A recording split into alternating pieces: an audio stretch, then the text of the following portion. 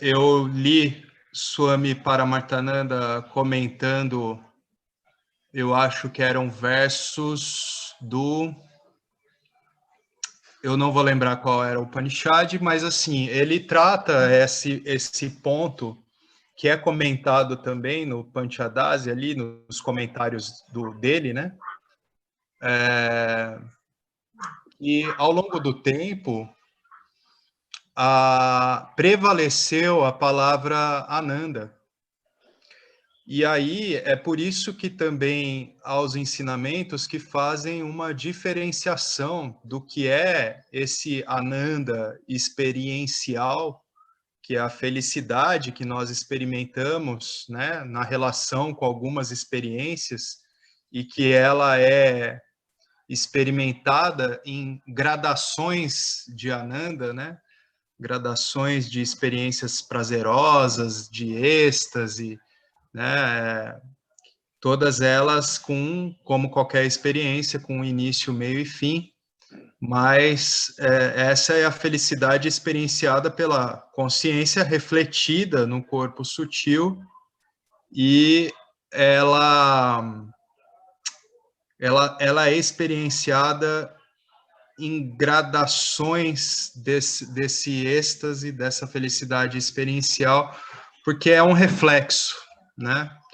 Não o que a gente chama de felicidade é sempre um reflexo disso que é simplesmente existência livre de toda a limitação, que não pode ser experienciado, porque é aquilo que eu sou a própria luz iluminando todas as experiências.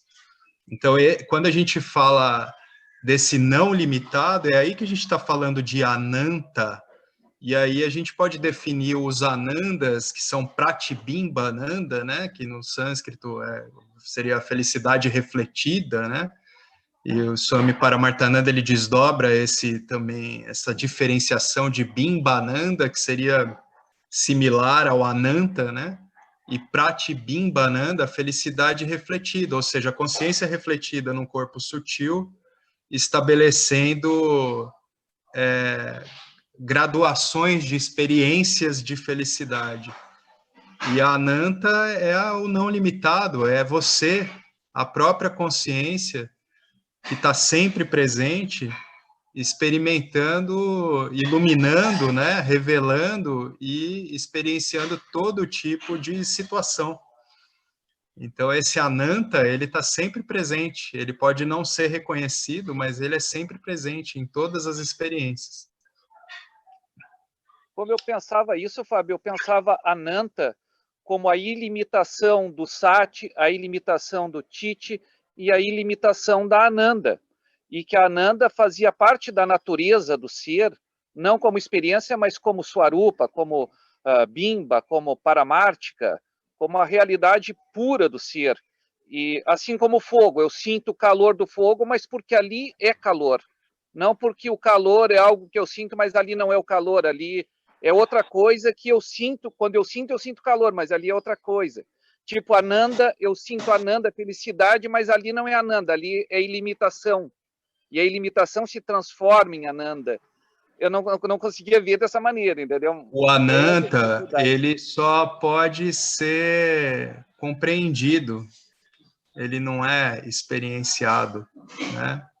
É um entendimento estabelecido em nossas mentes da luz, da consciência original, que somos essencialmente, né? Então, é nesse sentido que representa o não limitado, é aquilo que possibilita todas as experiências, das mais variadas experiências de felicidade ou experiências desfavoráveis, é aquilo que ilumina todas essas experiências, né? E só pode ser compreendido. E esse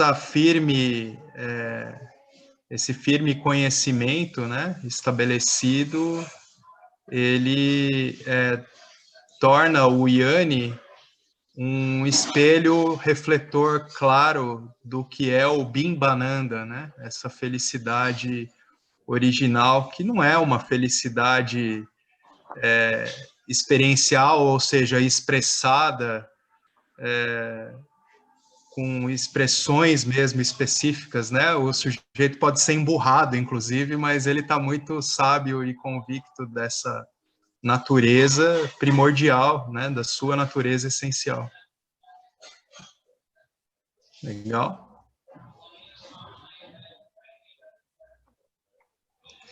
Vamos ver se tem novidades aqui do professor. Se alguém tiver algo mais que a gente puder falar sobre isso. E aí, Eduardo, para você? Tá difícil ainda, mas eu te agradeço. Senão vou ter que me tô... alongar muito, mas obrigado por enquanto. Sim. Fábio. Eu vejo que você apresenta às vezes essas como é que eu vou dizer assim, dos debates originalmente, né, estabelecidos lá entre Shankara e Ramanuja, que inclusive acabam delineando ali diferenças entre, né, diferentes compreensões dentro das escolas do Vedanta e tal. Eu acho que esses debates eles já foram exaustivamente feitos, né? A gente não está tão interessado nessa questão semântica mesmo, como eu falei para você antes, de tipo, não, mas o que representa de fato esse Ananta? Não. A minha questão não é semântica só, Fábio, a minha questão é mais profunda do que semântica, é o que evoca isso, sabe? Uhum. Eu acho que essa característica de pensar só como uma consciência, existência ilimitada, e retirando a felicidade, ou dizendo que a felicidade é simplesmente um produto, não me parece ser isso que os Upanishads estão dizendo, não no sentido só de debate ou de palavras, entendeu? Mas num sentido mais profundo, do que evoca mais profundamente. Por exemplo, isso, Sati, Chit, Ananta ilimitado está no Taittiriya Upanishad 2. Chit, Ananda está no Brihadaranyaka, Ananda. Então temos N passagens que falam às vezes de Ananta, às vezes de Ananda, entendeu? Eu sempre pensei que a natureza do Brahman fosse Sati, Chit, Ananda, Ananta. Isso está no Vedanta Sara 33. O Sadananda diz natureza do absoluto, Vastu. O Vedanta Sara 33 fala assim, Vastu, Brahman, é Sati, Chit, Ananda, Ananta, 4 coisas ele fala. Sati, Chit, Ananda, felicidade, Ananta, ilimitado. Vastu, Brahman. Isso é Vedanta Sara, número 33, do famoso Sadananda, discípulo de Vidyaranya, da grande linhagem, entendeu? É uma obra talvez muito famosa. Essa distinção entre Bimbananda e Pratibimbananda, ela pode ser mais útil para esse entendimento, porque, como os próprios Swamis esclarecem, houve uma prevalecência da palavra Ananda sobre a palavra Ananta ao longo do tempo, inclusive em textos que são comentários de grandes Swamis, a palavra Ananta está extinta. E o mesmo está sendo explicado como Ananda. Fábio, a palavra Ananda está no Upanishad mais antigo, que é o Brihadaranyaka. É o mais antigo de todos. Então, sim, não é que foi prevalecência depois, é o mais antigo, é Ananda. O Taittiriya Upanishad é depois. Bom, aí... Tá, mas não é essa a questão. A questão é assim, eu penso assim, ó, Fábio, o Pratibimba, o reflexo, o Pratibimba de Sati é os entes, o Pratibimba de Chit é a nossa consciência refletida, o Pratibimba de felicidade, Ananda, são os nossos prazeres. Então, todos eles podem ser Pratibimba. Não só Ananda é Pratibimba, mas o Sati Pratibimba são os entes, o Chit Pratibimba é a nossa consciência que vê os objetos, que julga, e o Ananda, a felicidade Pratibimba, são os nossos prazeres. Todos eles podem ser Pratibimba ou Bimba. Eu vejo assim, entendeu? Mas não vamos entrar em debate, mas essa questão é bem difícil. Mas eu te agradeço, Fábio. Eu te agradeço. Não, é difícil, pero no mucho. Vamos lá, Eduardo. O não existe Pratibimba independentemente do Bimba, né? Isso. Disso que é o absoluto, daquilo que é original. Então, toda a experiência, ela existe para multiplicidade de formas, mas existência só existe como uma unidade. Isso, é uma unidade. Então, a existência tal como é em realidade, ela é completamente livre, independente, não limitada, imutável. E Isso, todas as experiências, elas só existem independentemente desse não limitado. isso. O que eu quis dizer assim, Então, Fábio, nós só temos a Pratibimba Ananda porque tem Ananda Bimba. isso, Nós só temos isso. Tite Pratibimba porque tem Tite Bimba. Então, o absoluto não é só Sati, Tite, Ananta. É Sati, Tite, felicidade, Bimba. Por isso tem Pratibimba, felicidade. Entendeu? A felicidade não é um produto da Ananta. Felicidade é a natureza do Brahman, não um produto. O Não, produto não é é um a produto felicidade da Nanta. Pratibimba. É que eu acho que você teve um entendimento equivocado quando a gente trocou aqueles comentários lá, Uhum, quando eu falei sobre o Ananda derivado de Ananta, na origem dessa expressão, porque essas palavras têm radicais idênticos, né? uhum, Então, o que acontece é que toda felicidade experiencial ela é um efeito, uhum, não do absoluto, mas é um efeito desse poder que possibilita toda a experiência, que possibilita toda a realidade aparente, que é esse Maya Shakti, né? uhum. Então, tudo aquilo que é experiência é derivado desse Maya Shakti. E esse derivado, esses efeitos, eles também têm em si a herança de seu princípio sempre presente. É por isso que a gente começa, inclusive, a questionar sobre toda essa realidade, até que a gente entende que eu sou essa consciência que está livre, independente de todo tipo de experiência e que não é afetado por nenhuma delas, né? Então, bom, era isso, Eduardo. Tem mais alguma questão? Aí, pessoal. Fábio, não vou entrar nessa discussão, lógico, né? Porque não tenho nem a capacidade para isso, mas Eu discordo. Tudo bem. Bem claro. O que fica muito forte para mim, né, é que em diferentes textos, até mesmo que a gente está olhando, né, o Gita, o Viveka, o Panchadasi, a gente tem alguns conceitos que são mais aprofundados e conceitos que são mais fáceis de compreensão, por exemplo. Né? Então, a gente Sim. tem esse texto do Panchadasi, que o professor está abordando desde o começo do ano, né?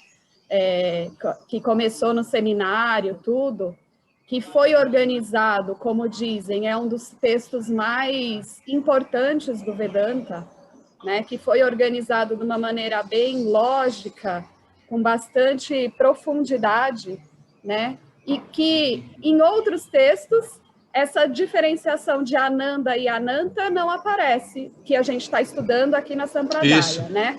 Mas que no Panchadasi isso fica muito claro ali quando vai aprofundar a diferenciação entre esses dois temas, duas palavras, né?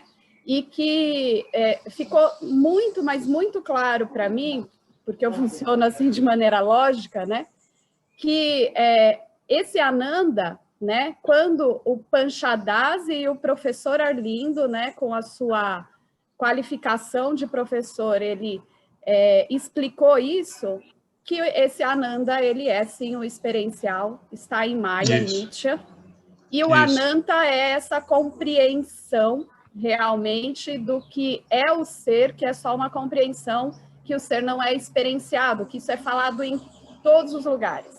Não há experiência do ser, né?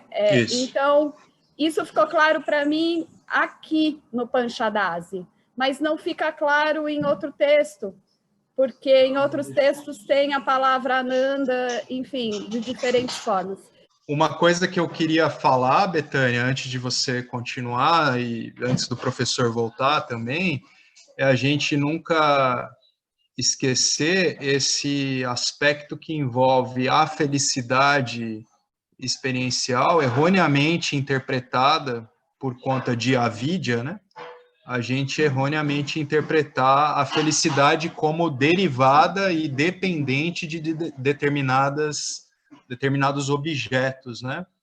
Determinados objetos, experiências.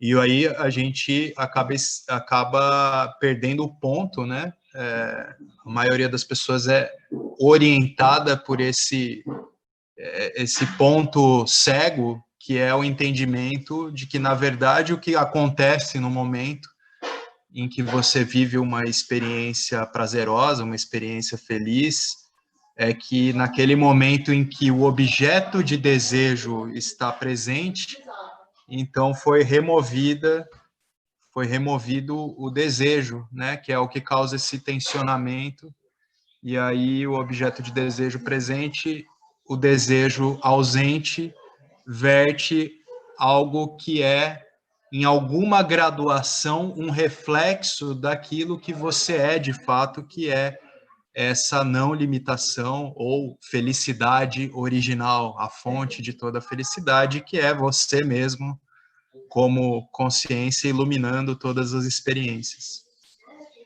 Ok? Você ia falar algo mais, Beta? Não, eu só ia encerrar falando que o quanto é importante um professor qualificado para que a gente possa ter clareza dessas aparentes controvérsias que aparecem nas escrituras, né? E que, na verdade, quando a gente segue, como a gente está seguindo, assim, lentamente e profundamente o Panchadasi, por exemplo, vai ficando cada vez mais claro, né? Vamos dizer, a gente já tem, sei lá, 60 aulas disso, né? Não é um texto que a gente lê assim e pronto, é algo que a gente vai compreendendo, né? E eu acho que isso é importante. Eu gostaria de perguntar para a Betânia, Perfeito. e para o Fábio também, se vocês já chegaram no capítulo 11 do Panchadasi, porque o Panchadasi eu estudo ele há muito tempo também, há muitos anos. Eu acredito que o capítulo 11 é que é definitivo sobre essa questão. Eu não sei se vocês já chegaram lá. Então, já chegaram? A gente está indo, a gente está indo conforme o andamento mesmo com o professor. A gente deve ter umas 60 aulas aí, sei lá, né, Marcelo? Mas a gente está no quarto. No quarto. O capítulo 11, eu reafirmo isso. O capítulo 11 é exclusivo sobre isso. É conclusivo o capítulo 11. Mas a gente vai esperar, porque vamos progressivamente, bem tranquila, porque, sabe, Eduardo, uma coisa que para mim fica muito claro, assim, no Vedanta, eu sou nova no Vedanta, tá? Eu tenho 1 ano e meio, vai fazer 2 anos aí que eu estou em contato com o Vedanta. Esse lugar de uma frase, não só... Eu não tenho memória para decorar como você, eu fico impressionada dos seus apontamentos de tal número, né, e tal escritura. Muitos anos meditando nisso. Mas assim, o integrar cada frase na minha vida é o que para mim está trazendo todo o resultado, sabe? Eu nem vou te contar esse segredo assim, né, vou ficar vulnerável aqui, nem tenho interesse em ler textos do Vedanta paralelos, porque para mim, terça, quinta, sábado e domingo já é o suficiente para que eu possa me aprofundar nisso, sabe? Porque eu já acho muito intenso, muito profundo, e eu tento colocar em prática, e colocar em prática, às vezes eu demoro... Como o Fábio falou aí, eu pego um valor e fico ali trabalhando 1 mês, entendeu? Então, eu faço isso. Então, eu não sei de outras escrituras, eu sei o que está aqui na Sampradaya. Se me falar outra coisa que o Arlindo não falou, eu ainda não sei. Talvez no futuro, mas ainda não. Você já tinha chegado no capítulo 11 ou não? Foi uma dúvida mesmo, mas parabéns, é assim mesmo. Ótimo, parabéns. Legal, pessoal. Bacana o papo de alguns minutos aqui. Vou lá cumprir o Dharma de filho agora. Obrigado, Fábio. Valeu, pessoal. Grato, Até mais. obrigado, um abraço.